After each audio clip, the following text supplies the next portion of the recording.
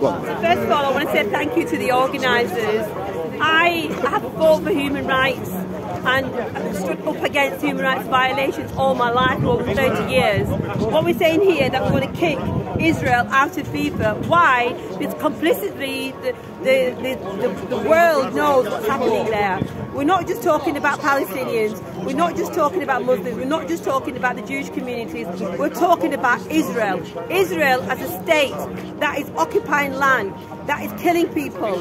Those children that are dying, are from all backgrounds.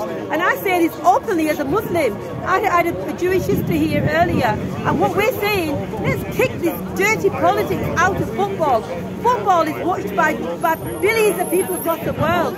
This country, my children, my grandchildren, in fact Manchester United, but what we believe in is that we're people of this country, of this nation too, and allowing dirty politics to be used within this great game is totally unacceptable. So today what we say, we want to restore football to our communities.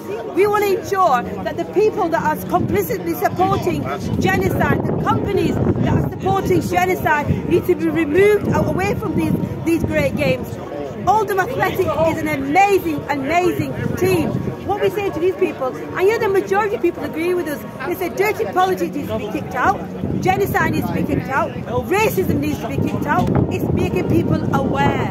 And I think the rhetoric that so far people have learnt about is something that needs to be brought into light.